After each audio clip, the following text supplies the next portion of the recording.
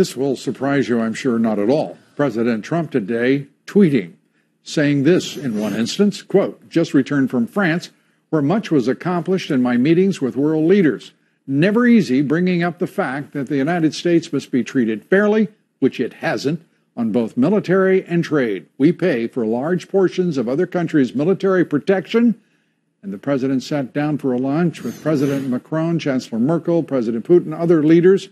Sarah Sanders saying they discussed Syria, trade, the situation in Saudi Arabia, China, North Korea, and we're sure much more. Joining us tonight to talk about the president's trip to France, Macron's comments on nationalism. This is a French leader that I just find very, very French. Christian Whiten, former State Department senior advisor in the Trump and George W. Bush administrations, joining us tonight. Good to have you with us. And Fred Fleitz, former chief of staff of the National Security Council, incoming president and CEO of the Center for Security Policy. Great to have you with us. Fred, let's start with you. This nonsense that Macron was spewing on nationalism, the ghosts of the past from the armistice of the First World War. Has the little fellow lost his mind? I mean, that's just an absurd exercise in etymology and semantics, which eluded him, obviously. Well, Lou, it's great to be here. It was shameful because Macron was lumping together the hyper-nationalism of far-right groups and far-left groups with the benign America First nationalism, President Trump, which actually is a rejection of the failures and excesses of internationalism that's hurt the American people, like trade deals where Americans have lost their job. Globalism, international multilateralism, whatever you want to call it. Trump rejects these things because the American people have been hurt. NATO states don't meet their commitments.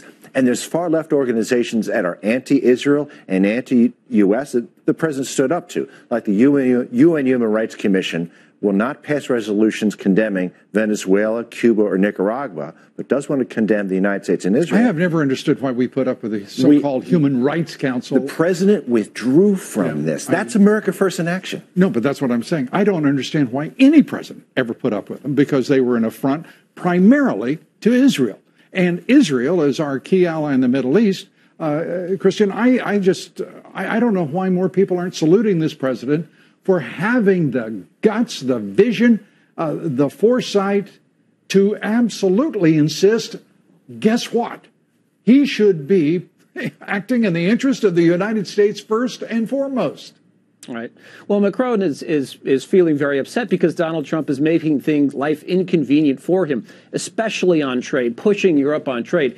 Trump has actually gotten the Germans to the point where they're willing to bring down tariffs, essentially to eliminate tariffs, go to zero. But the one thing is we need the French to be willing to reform agriculture. They just don't want to compete with American farmers. So Macron is mad at Trump over that. He's mad because his economy is lousy. It's anemic. It's growing at 1.6%. That's half the American rate. He's upset that he has to spend a little bit more on defense. They're only at 1.8% of GDP in France. That's below the 2% minimum of NATO, way below what we spend on their behalf. So he just doesn't like what Donald Trump is doing, and he's striking back. Well, isn't that too bad? I mean, isn't that too bad?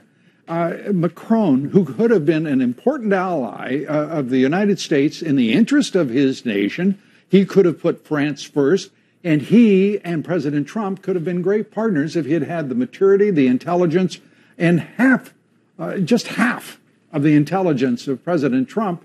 Fred, I mean, what's wrong with him that he has what right now? He's 21% popularity rating in France, Macron. He surely is getting a signal from his people, right? Well, I think that this globalism also has another objective. It is to restrain the United States. It is to establish a far-left global order, which will be politically correct, will be anti-Israel, will have high taxes to promote a liberal agenda. And this is also something that America First is standing up to. The global elites in New York and in Europe. And look, this is an anti-Israel, anti-Semitism. The cathedral of anti-Semitism is the UN. I don't know that I would be so quick to dismiss that possibility. There was a time I would have agreed with you. But when you were seeing these rising incidents of anti-Semitism in the United States, it began, well, I shouldn't say it began, but there were higher incidents rising in Europe and then in this country, there is an anti-Israel lobby, an order that they're trying to build, Christian, I think, as Fred puts it, within the United Nations itself. Your thoughts? Yeah, anti-Semitism is a growing problem. Of course, this is made much worse by the person Macron is trying to replace as de facto empress of Europe, Merkel, who let 1 million people into Europe without asking anyone, including a lot of Muslims, a lot of Islamists. Christian, I'm so sorry. We've got a hard out, and I've got to interrupt you. Thank you both. Come back, please, quickly. Thanks. Good to be here.